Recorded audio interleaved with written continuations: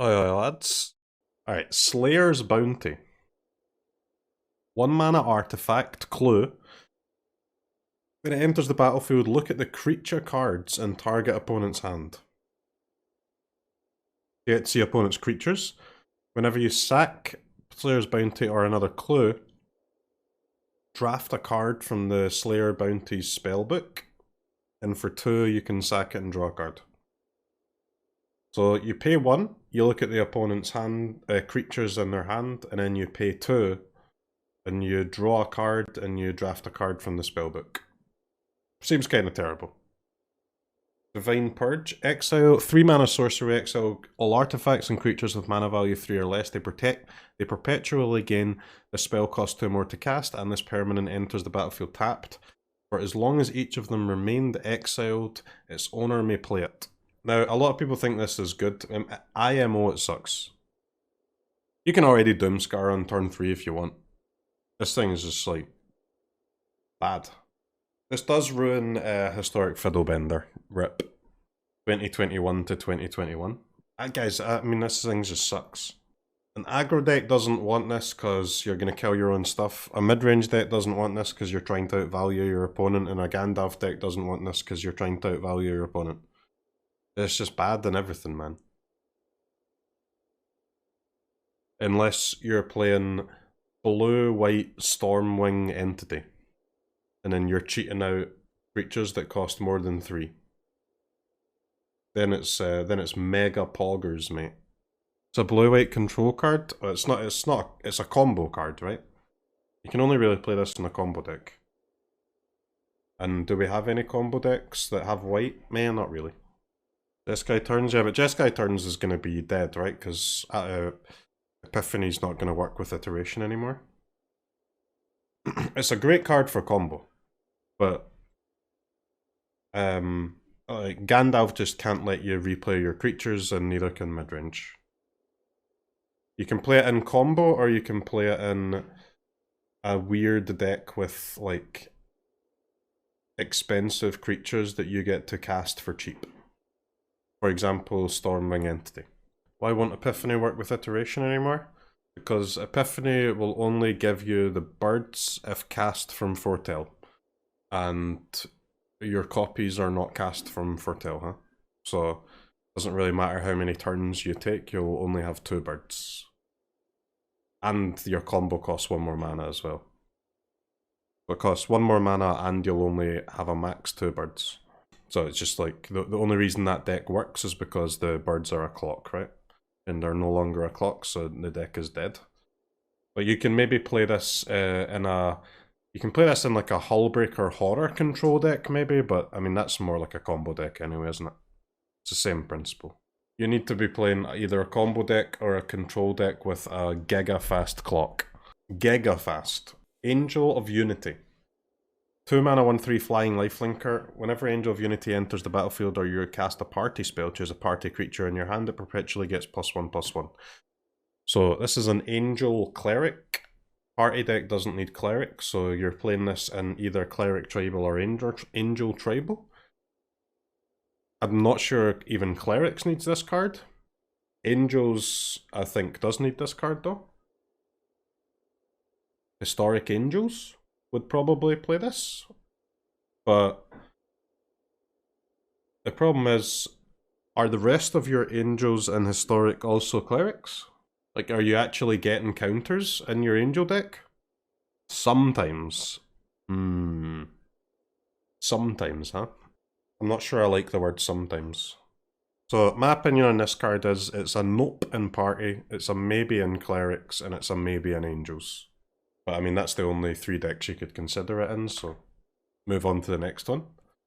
Sigardian Evangel. 2 mana 3/1 human cleric. When it enters the battlefield, conjure a card named Sigardian Evangel into your hand. Discard that card at the beginning of the next end step. When Sigardian Evangel enters the battlefield, tap target permanent you don't control. So, I mean, this is kinda good, huh? If it's a similar slot to your scout guy, which I always forget what he's called, Adversary. 2 mana 3/1, 4 mana 2/3/1s, 6 mana 3/3/1s. Good mana sink. This is awful on curve. It's awful against creature decks on curve. It's fine against the Gandalf deck, though. I think it's good, man. I can go play it. Terrible version of Adversary? Well, again, Adversary's better against Adversary's good against creatures and bad against Gandalfs, and this is the other way around, so you might play both. I don't see any reason why you wouldn't consider playing both. Cool with Lurrus, yeah. Very cool with Lurrus. Any way to break this? Well, the only way to break it is to generate 2 mana every time you play a creature, somehow, which doesn't seem possible. That would... I'm pretty sure if that was an option, people would be doing it already with other cards. So, I mean, this is good. It's similar to Adversary, like, the good matchups are flipped. You'll probably play both. Suntail Squadron. Conjure a card named Suntail Hawk into your hand. If you have fewer than 7 cards in hand, repeat this process. Suntail Hawk is a 1 mana 1/1 flyer with no other text. 4 mana, fill your hand with 1 mana 1/1 flyers. Sounds bad. This plus Paradox Engine. But it's instant? Man, who cares, dude? 1/1 flyers. I've never died to 1/1 flyers in my life. This card sucks, guys. No chance. Ethereal Escort. Now here is a very interesting one. 3 mana 3/3 lifelinker, so already gas.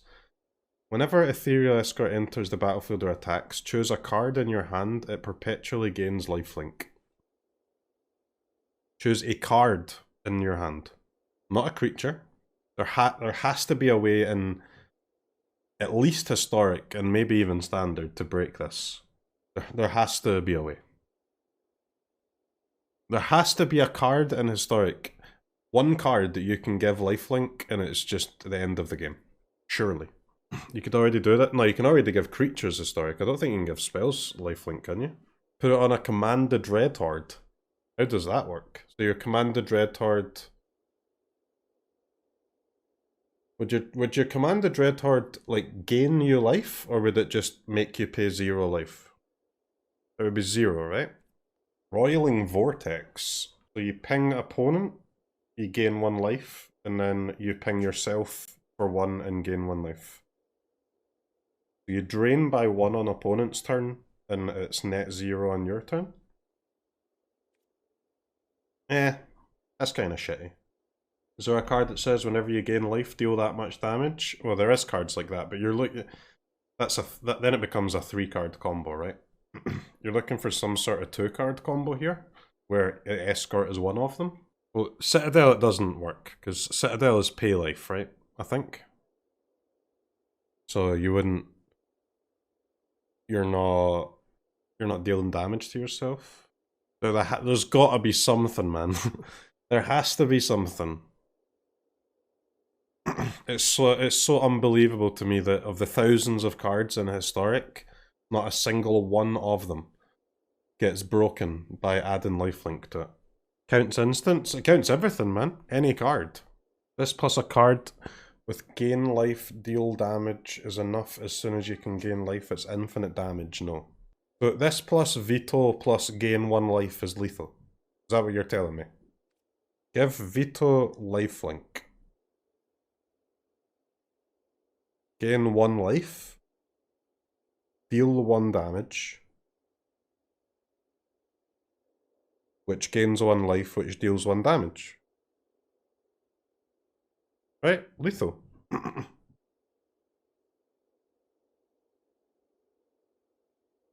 It's Low's life. Okay, rip. Anyway, I mean, this card is not very good by itself, but it will be...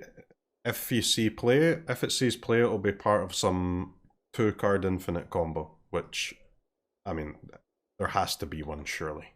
Here we have the best card in Alchemy. No big deal. Inquisitor Captain. 4 mana 3/3 Vigilance. Human Cleric. When Inquisitor Captain enters the battlefield, if there are 20 or more creature cards with mana value 3 or less among cards in your graveyard, hand, and library, seek 2 creature cards with mana value 3 or less. Put one of them onto the battlefield and shuffle the other into your library. So here we have sorcery speed Coco that never bricks. I'll take it. I'll take it. Sorcery speed Coco that not only does it never brick, one of your hits is kind of a 3-drop guaranteed as well. You get a 3/3 guaranteed, and you get the best out of 2 creatures. Absolutely insane. You get to choose the card, yes. So you seek 2 creature cards, which basically means it randomly pulls any 2 creatures from your deck that are mana value 3 or less, and then you choose the best one, put it into play, and the weaker one goes back into the deck. Seek is a cool mechanic, yeah. Seek is kinda like draw a card, but don't brick, because you're drawing exactly what you wanted to draw when you put that card in the deck. That condition seems so hard for this to work. What do you mean that condition seems hard? You just put some creatures in your deck? That's the easiest condition to make I've ever seen. Just type creature in the deck builder and click on some, man. Don't know if Coco can see play, condition is too hard. Alright, so I mean, the only question about this card is, obviously it's very good. Is it just literally the best card in Alchemy? Straight up? Could be. Probably. I mean, I don't know what would be better. Why are we playing a sorcery Coco? It is a sorcery Coco, but when it resolves, it's better than Coco, man. Obviously, it's going to resolve a little bit less than Coco, less times than Coco will, but when it does resolve, it's better. Which is that, I mean, that is just tells you how strong it is. What will you mill with? What do you mean, what will you don't need to mill, guys. 20 or more creature cards among graveyard, hand, and library. You just cast it on curve, man. It's completely insane. You don't have to do anything. Seek means search library. No, you don't. Well, seek is random. Seek basically means randomly pull a thing from your library. So you randomly pull 2 creature cards with mana value 3 or less from your library, and then you put one into the battlefield and you shuffle one away. So, I mean, guys, this is like absolutely nuts. Absolutely nuts. You'll likely want all other creatures as 3 or less because of exile. Yeah, I mean, you're just going to play 24 lands, 4 of this, and 32 1, 2, and 3 drops, and you're chilling. Just curve out, win the game. And that's in Alchemy. And then in Historic, you're going to play 28 1, 2, and 3 drops, 4 of this, 4 Cocos, and you're also going to be chilling. I mean, this is a monster buff to Historic Humans. Now, Historic Humans are just going to play 4 Coco, 4 of this, and they're going to be like winning the game on turn 4 every game. Ridiculous. Oglor, Devoted Assistant. 2 mana 1/1 at the beginning of your upkeep. Look at the top 2 cards of your library. Put 1 into the graveyard. Put 1 into the graveyard and 1 back on top, I guess that means. Whenever a creature card is put into your graveyard from your library or hand, so it's a little bit better than like Surveil 1, I guess. Whenever a creature card is put into your graveyard from your library or hand, it perpetually gains when this card leaves your graveyard. Create a tapped 2/2 black zombie creature token. Geist? That is kind of a banger for Geist, no? Graveyard fill selection. And once you eat your stuff, you're making tokens? It's gotta be better than the zombie that we played. The mill 3, get a creature back.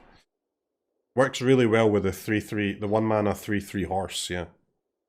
This plus Cauldron Familiar, by the way. Monka S. Every time you loop your cat, you get a 2/2. Seems good. Actual Grixis Cat Oven. Oh, it wouldn't be Sultai, man. It would be Grixis, right? Ditch that green shit. Grixis, Cat Oven, Roxa, Luris. That's for Historic. For standard, guys, this is like a mega buff to Geist. Or for Alchemy, I mean. Does it stack? Well, how do you stack it? I mean, it would stack, yeah. But how would you do that? Put it into your graveyard, then bring it into play, and then bounce it back to your hand again? I mean, that's just not worth it. But I get it would work if you did that, though. Cool card. Clone Crafter, 2 mana, 1/2. Human Wizard. Good tags. When it enters the battlefield, conjure a duplicate of a random creature card from your opponent's library into your hand, and it perpetually gains... you can cast it. Seems shit. This card is gas, Pog in the Gandalf Mirror. Why is it Pog in the Gandalf Mirror? You're just gonna keep copying each other's copiers. You're gonna steal your opponent's clone crafters, man. Because if it's good in the mirror, they're gonna be playing it too, right? It's gonna be annoying versus mid-range? I don't know, man. I can't see how any deck can play this. You're not gonna play this in control, because it's just too slow tempo. You're not gonna play it in mid-range, because like you're not gonna play this in like a Sultai grind deck, because you just want to remove their thing on turn 2. It's the same principle as playing control at that point of the game. You're not going to play this in any blue-red aggressive deck. There's no... who the hell wants this card? You want to play this in like a fucking Yorion deck, man. And there's no Yorion deck in Alchemy or Historic. This wants to be in like a grindy, creature-heavy mid-range deck, huh? So you're basically left with Yorion piles or Yorion cosplay piles. Teleportation is in standard, but you don't have too much else to blink though, do you? Can you fill your deck with enough blue-white blink creatures in standard? Yorion, teleportation is a decent card. This is a win con in control decks. It's not 1950, man.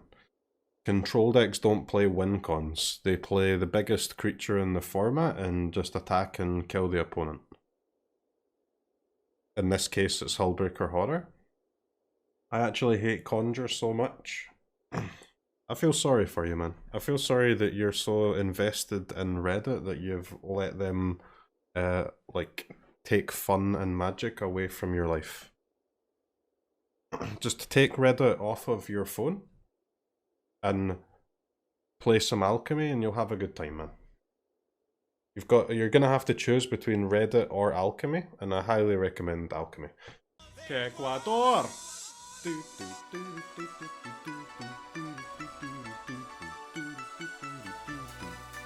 Ecuador!